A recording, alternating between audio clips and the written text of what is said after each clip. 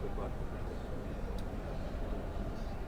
We are live. Good morning, everyone. It's day 3 here in Valencia on the European Pain Congress. My name is Dr. Mouraux, and I'm here in the studio with Professors Mouraux and Professor Kristian Petersen. Mouraux, you from Belgium. Mm-hmm. Would you mind telling us a little bit about yourself? Yeah, so I'm Mouraux. I'm a professor at the Faculty of Medicine at the University of Louvain, the Institute of Neuroscience, and there I had a research group that tries to understand how pain is perceived or how brain activity generates the perception of pain, physiological pain, but also pathological pain in, for example, chronic pain conditions or post-operative pain. And today we'll talk about post-surgical pain and how we can do research to improve strategies and risk stratify, but we'll come back to that. But Professor Petersen, would you tell us about yourself and your background? Yep. So I'm a biomedical engineer. I've been working in the area for approximately 10 years. My research focus is very much on observing what happens in patients before and after different standard therapies. And we've been very focused on patients with osteoarthritis. We have some very, very good treatment paradigms for these patients. But we also do know that some patients don't respond well or respond less positive to some of these treatments. And in essence, I actually try to assess these patients before we start the therapy and then observe how well they respond to this therapy. And then I try to link up my assessments before the therapy with their response. Yeah. And so we discussed that the title for this talk should be Profiling and Risk Stratification of Post-Surgical Pain, but in reality, since you're researchers, you are using the model, so we could say, so these are real people who might or might not have real surgery. But at the present point, the way I understand it, we can't really say what's good or what's bad, so we're still in the stage where we're trying to find out if individual differences can make a difference for who should or who shouldn't, or what would we expect after surgery. Is that correct? Yeah, I think it's very correct. So we have actually done a number of big studies on patients undergoing surgery, and in sort of a very generalized theme, we can say that we've observed that patients who are pain sensitive before surgery seem to be less responsive to surgery, so they get less pain alleviation. Can I just ask you that? So pain sensitive before surgery, what does that mean? That's a very broad term, yes, and of course we can define it roughly into something happened in the periphery, or something that we do believe happened at a central or cortical level. And as a researcher, how would you assess it? If you were to find out if someone is more sensitive before surgery, how would you go about doing that technically? So we have developed these different pain assessment tools, and it to a large extent actually relies on the data that we get from the preclinical surgery. So preclinical research in animals, where you can observe that if you stimulate a rat, for example, in a specific way, then you get this response. And we then believe that if you stimulate a human being in the same response, then we get a similar response. And just if someone has no idea what stimulate means, so you can apply a pressure, for example, or a heat or cold stimuli. Yeah. To the skin? To the skin, or to the, you always apply it to the skin, but of course sometimes you target the muscles or you target the joints. Yeah. I think it's very important to understand that one doesn't fit all. So if you're working with musculoskeletal pain, pressures, for example, targeting muscles and joints are probably better. Whereas if you have neuropathies, for example, then heat and cold seems to be very good, or electrical. Okay, let me just try and summarize. So if you wanted to see a patient before they went into surgery, because you wanted to do some research and see if they have a certain profile, I think we call it, that would make them at risk later, you would do something to them like pressure. And if they have arthritis, and so they have pain in one knee, and they're going for surgery in that knee, where would you apply the pressure? So that's always the million-dollar question, because if you have an injury and you apply a pressure on top of an injury, that will hurt. That's true for everybody. And this is sort of what we call peripheral sensitization. So there's something that happens in the periphery. And I think from those studies that we have conducted, then that peripheral sensitization for this specific patient group is probably less important. But what is important is what happens in these central mechanisms. So what happens in the spinal cord and what happens in the brain. Okay. And this is where can I just stop? Sure. So less important, not for the patient, because the peripheral thing is is still real. what's probably causing them Sure. the pain to some extent, right? But if we take it from an overall perspective, you can say this surgical procedure we have for knee osteoarthritis, for example, is called total knee replacement. Yeah. So it replaces the damaged joint, if you will. Yeah. So if your main issue is down here and you replace it, then it's more likely that you will get a good recovery after the surgical procedure. Can I Sure. interrupt? Because let's say that, so the periphery, there can be some, so if there's a damage to the cartilage in the knee, that could be causing part of the pain. And we call that peripheral sensitization or primary hyperalgesia. And I know you've done quite a bit of work on the central nervous system as well. So well-known phenomenon from animal studies, also human studies, is the fact that the central nervous system, or let's say all the relays in the central nervous system, which will bring that input from the periphery to the brain, they are what we call activity dependent. So the fact that there is past exposure to some nociceptive or painful input changes the way those relays transmit the information to the brain and tends to amplify it. So when you have a cartilage damage in your knee and you keep stimulating by walking, for instance, there are changes here, but there are also changes in the relays up to the brain. Yeah. And so, which could explain, for example, why if you replace the damaged part, like you said, things might not necessarily get better because there have been changes occurring elsewhere, which are still generating pain or making you more sensitive, even though there is nothing wrong anymore at the periphery. So the damage is gone, but the changes to the nervous system have been made. And how do you go about measuring the state of the central nervous system? Because as Kristian told us, you can stimulate the skin and get some information about the whole system, because the patient tells you, so it's the whole system. Yeah. And we can postulate from maybe X-rays or MRIs that we can see damage to the knee, and that would make the neurons fire more because of or peripheral sensitization. But how do you go about studying the central nervous system? So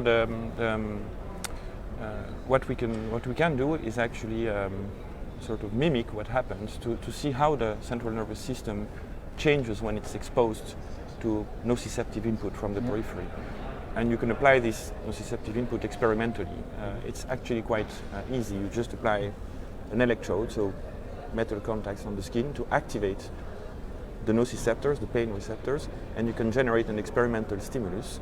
And then you can see how this strong nociceptive input, experimental, changes the way you then respond to, for example, pinprick stimuli applied onto the skin. And so if you apply this electrical stimulation during 5 seconds, you will see that the sensitivity to pinprick stimuli increases quite markedly for several hours. So if I was to prick myself on the arm, I would say that maybe that feels like 1 on a 0 to 10 scale. And then you apply the electrode, and what happens directly under the electrode if I poke myself again? Actually, we don't really, you can look, of course, directly under the electrode, but the change actually goes far beyond, because it is due to a central mechanism, which changes how the central nervous system responds to. So the basic idea is when you keep stimulating here, it will send signals to the spinal cord, and then those at signals the spinal cord level will change how the synapse responds, yeah, and it will tend to amplify yeah, the message. And then when you apply the pinprick stimulus, if it was 1 out of 10 before, maybe it will be 4 out of 10. yeah. And this will last several hours, and then it goes away.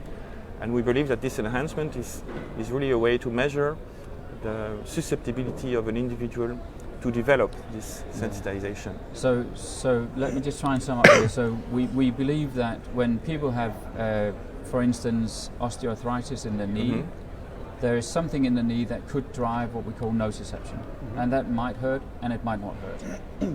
And then in the people where it hurts, they will almost always be more sensitive to pressure or other stimuli directly on top of the injury or the pathology. When we compare them to healthy individuals who don't seem to have a problem. Exactly. Yes. But then there's also some evidence to suggest that they might also be sensitive to pressure at other places in the body. Exactly. Yeah. And then that has driven the idea that maybe the central nervous system has changed as well. Yeah. And since we can't take out or poke or provoke the central nervous system, we need to do some subtle things. And there are some research suggesting that when the stimulation is more painful in an area that is not damaged, Yep. it might be due to the central nervous system. Is that correct? Exactly. Yes, Yeah. but you also have to be careful in the sense that this term central sensitization is, so there are some observations that have been made in very controlled animal studies, for example, or very controlled studies in healthy volunteers, where some observations are made. They are linked to certain changes or mechanisms, and then there are also observations you make in patients, and we speculate that they could be related. But actually, today, to be honest, this link between the two is not entirely clear.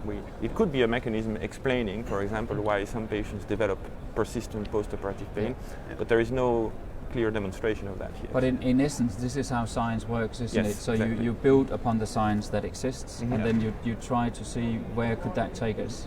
And the Clifford Wolf studies on central sensitization has definitely given us something to work about. Yes, of course. How do you test the central nervous system? So a little bit similar to André Mouraux, we stimulate again the periphery. We have some assessments where we believe that we can target different mechanisms in the spinal cord and in the brain. And we can do it, for example, by giving 10 fast stimulation. Yeah. We know that it's a paradigm called temporal summation of pain, where we stimulate 10 fast times and then we ask the subjects to rate the pain. Yeah. And unlike what Professor Mouraux just said, then it will be on the same spot. Yes, Yeah. exactly. Yeah. And we can see at least that if your first stimuli is somehow rated as a low painful stimuli, and the last one is very high, Yeah. then that difference indicates something that something in the nervous system is not coping with these fast stimuli. So normally I would say that hurts maybe 1, and then I do it 10 times, and the 10s might be 2. 2 or 3, yes. But in Yeah. some people, when you do it, they might say 3 on the first one, and then 8 or 9, and then go on up the 10th one. Exactly. Yeah. And that's temporal summation. That's temporal summation, and we have, again, this is very observational studies where we have tried to assess that before surgery, and then reassess patients 1 year after surgery. And we can see the patients that 1 year after surgery report high pain intensity, so they have chronic postoperative pain. At baseline, so before the surgery, that temporal summation of pain is very much increased compared to the patients who have a normal recovery. And just like André Mouraux says here, we believe then that we have found something here, but we have absolutely no idea what it is yet. So we have, I think we have 7 studies now confirming this finding in patient population from 100 to 200 patients. So there is something there, but we still cannot say that what happens when we then target that with treatments. No. Are they going to be better?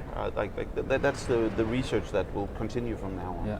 Yeah. And in essence, this sort of sums up what I think is the first part of our talk here, namely that the nervous system is to some extent predictable. When we do these, what we call them models. So when we do that, we get reliable results over time. And in the same patient, we can do it. So you can do it before and after surgery. And we have a fairly good idea that the changes might be caused by surgery, because the measurements we do are fairly stable. Would you agree? In part, I would say. I would say the intriguing part is actually the fact that it's quite variable across individuals. So, I mean, why is it that after a given surgical procedure, everything seems the same? Why is it that some patients evolve in a good direction and recover quickly and are pain-free, and why other patients develop persistent pain? So we're really trying to find out why is it, and that's what we don't currently understand. There are probably things related to the procedure itself or what happens during the procedure and after, but there are also maybe factors before that make that you are not like me and that you will not respond in the same way. And so the first step is trying to see whether we can find differences, let's say before surgery, that can predict what will happen after, and then the second step will probably to try to understand why there are these differences. What are the factors that explain why you respond differently than me, for example?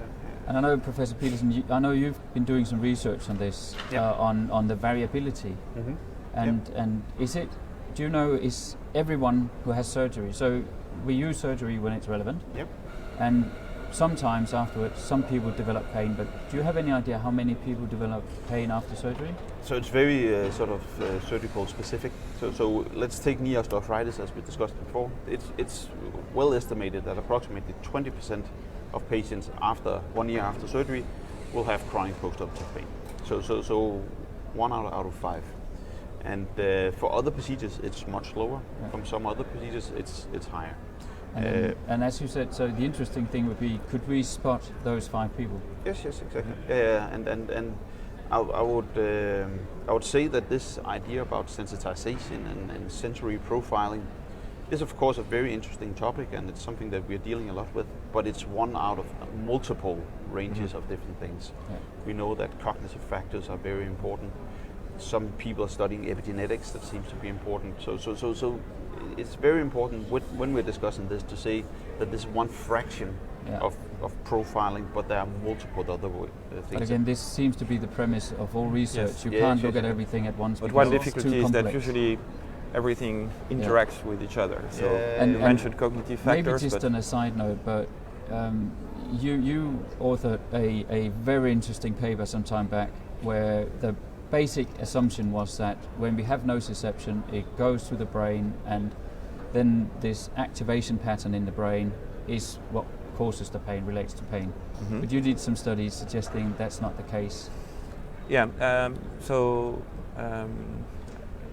What we were saying actually is that. So I'm absolutely not saying that it's not brain activity that is generating the perception of pain, but we have means to measure the brain activity elicited by a stimulus using functional neuroimaging, using EEG electrodes on the head, and so we can demonstrate that when you apply a stimulus that is perceived as painful, it generates activity within a number of brain structures. So when you have a normal person, you can give them electric shocks, and then you can measure. So you give them sort of a helmet, and then you can measure the activity of the upper layer of their So brain. you measure these responses. The question that I was asking in that study was, is that activity truly related to the perception of pain, or is it directly related to the perception of pain? Because so what we had observed in that study, and actually it was already shown in other studies, is that if you apply a stimulus that is not perceived as painful, but that is still attention catching, because if you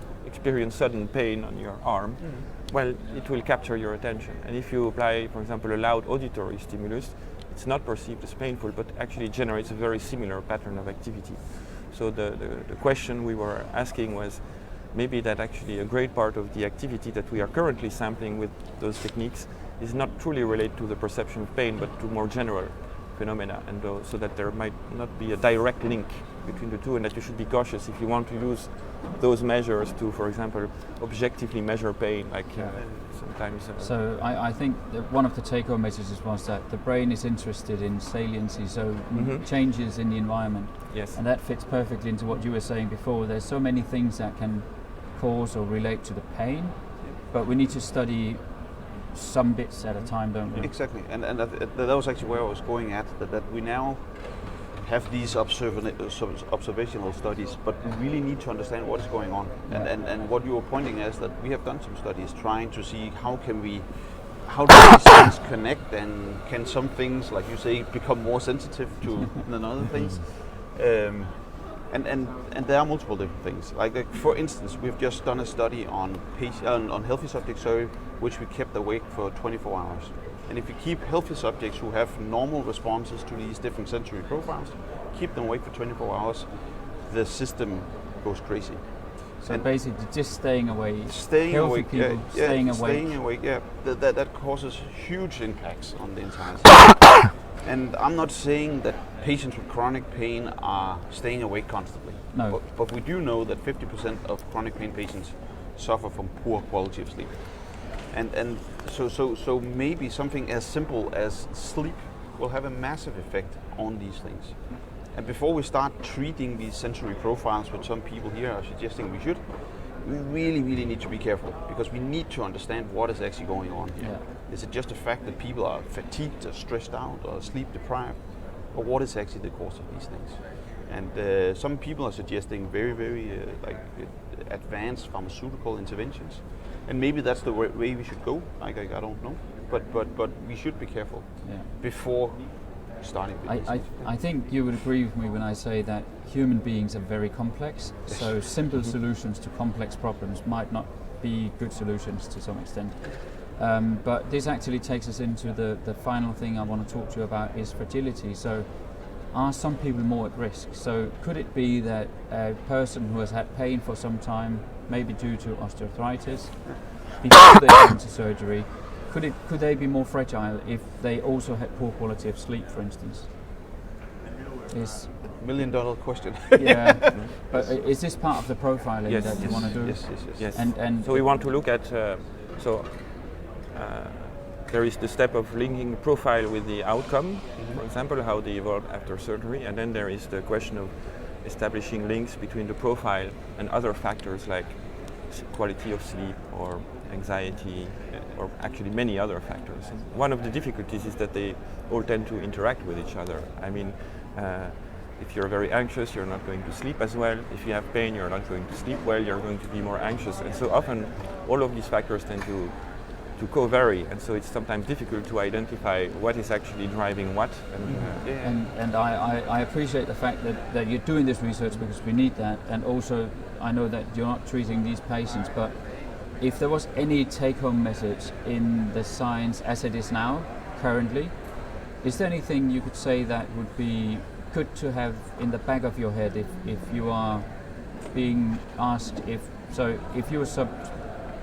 you have osteoarthritis and you might be a candidate for surgery, is there something that person should think about in terms of fragility, risk factors, that they should talk to the doctor about? So could based on the evidence say anything at the current level? I've been around multiple different hospitals over the years, talking to orthopedic surgeons and being asked this question constantly. And I'm very, very skeptical about answering it yet, because we have, as I've been trying to underline, observational studies. We can say that it seems that if, for example, temporal summation of pain is high, then you might be more in higher risk of developing chronic post-operative pain. But we still don't have treatments. And of course, we can also do prediction models where we can also see the temporal summation of pain is a predictor.